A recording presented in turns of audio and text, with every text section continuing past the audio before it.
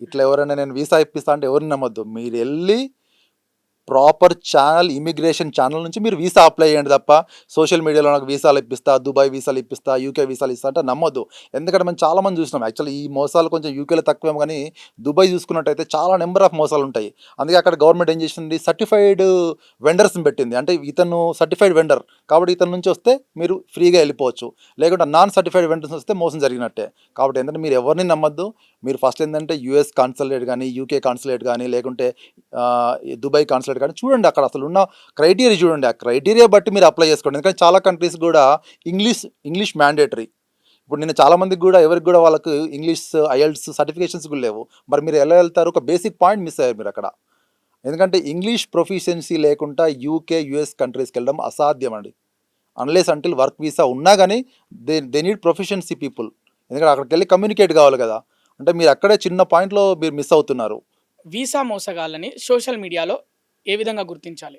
మీకు ఎవరైతే అంటే ఈ సోషల్ మీడియాలో ఎట్లా వస్తున్నారంటే, మీకు యూకే జాబ్ ఇప్పిస్తాము, యూఎస్లో జాబ్ ఇప్పిస్తాం అంటే అసలు వాళ్ళకున్న లైసెన్స్ ఏందని అడగండి. ఎందుకంటే చాలామంది లైసెన్స్డ్ వెండర్స్ ఉంటారు యూకేలో కూడా. లైసెన్స్ ఏందని అడగండి.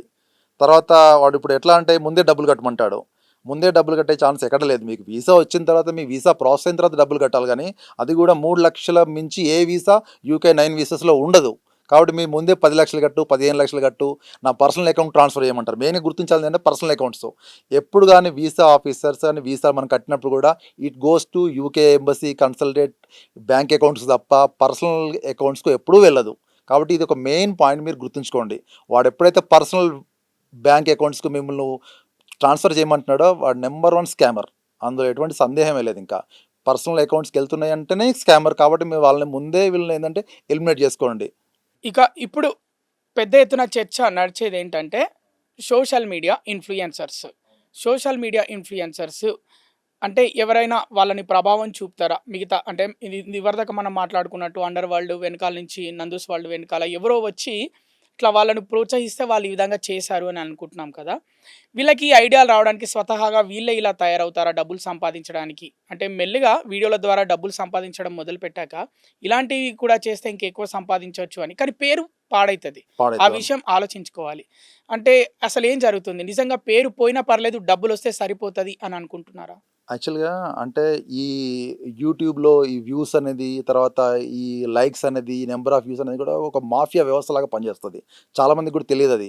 ఏంటంటే ఇంకోటేందంటే ఇప్పుడు చాలామంది కూడా బెట్టింగ్ యాప్స్ ప్రమోట్ చేయని వాళ్ళని బెదిరించిన దాఖలాలు కూడా ఉన్నాయట ఈ యూట్యూబ్‌లో. ఎందుకంటే దాని వెనక బెట్టింగ్ యాప్స్ వెనకాల వాళ్ళు ఉంటారు. ఒక అండర్ వరల్డ్ మాఫియా లాంటి వాళ్ళు ఉంటారు. ఎందుకంటే అందులో వచ్చేదేం లేదు. సామాన్య ప్రజలు ఎంతోమంది కూడా వాళ్ళు ఉరేసుకొని, చనిపోయి, విషం తాగి చాలామంది నేను చూశాను.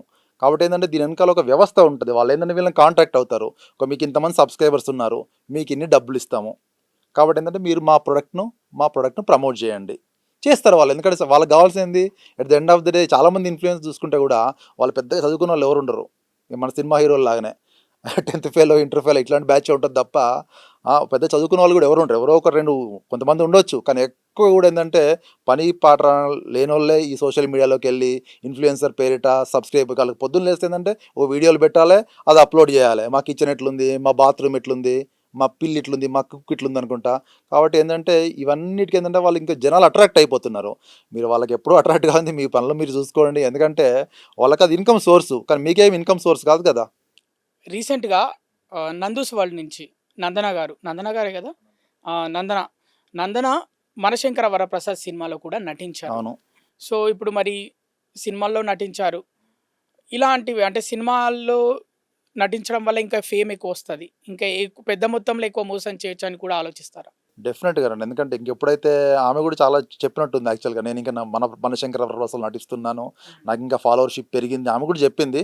డెఫినెట్‌గా ఏందంటే పెరుగుతది. ఎందుకంటే ఇప్పుడు చిరంజీవి గారు పక్కన నటిస్తే డెఫినెట్‌గా ఆమె కొంతమందికి గుర్తింపొస్తది. హ్మ్. కానీ ఏం చేసింది ఆమె లాస్ట్‌కి వెళ్ళి ఒక స్కామ్‌లో ఇరుక్కుంది. కానీ ఇదేంటంటే వాళ్ళు మంచి ఫేమ్ వచ్చినప్పుడు దాన్ని అట్లా కంటిన్యూ చేసుకోవాలి. తప్పితే ఏందంటే డబ్బుల కోసం ఆశపడో, ఇంకొకరి ప్రలోభాలకు లొంగో, లేకుంటే వెనక ఉన్న వ్యవస్థకు లొంగో ఇట్లాంటి స్కామ్ చేస్తే ఏందంటే వాళ్ళు కూడా జనాల తిరస్కరణకు గురికాక తప్పదు. మనం రీసెంట్‌గా చూసినట్టయితే చాలామంది కూడా సోషల్ మీడియా వేదికగా డబ్బులు అడగడము, లేకుంటే న్యూడ్ వీడియోలు ప్రమోట్ చేయడము, లేకుంటే చీటింగ్ చేయడము ఇలాంటి కేసెస్ ఎన్నో చూస్తున్నాము. ఇవన్నిటికి ఏంటంటే కారణం ఏంటంటే మన ప్రజల్లో ముఖ్యంగా మార్పు రావాలి. ఇట్లాంటి వాటిని మనం ఎంకరేజ్ చేయకూడదు. ఎందుకంటే వాళ్ళు చేసేది వాళ్ళ ప్రమోషన్స్, వాళ్ళ డబ్బుల కోసమే తప్ప మీకు జనాలకు ఉపయోగం చేసింది వాళ్ళు ఏమీ లేదు. వాళ్ళ వల్ల ఒక ఇంచు ఉపయోగం కూడా ఈ ప్రజానీకానికి లేదు. ఇప్పుడు నందూస్ వాళ్ళు అంటే మనం ఇవదాక ఒక పాయింట్ మాట్లాడుకున్నాం ఇంటర్వ్యూ స్టార్టింగ్‌లో.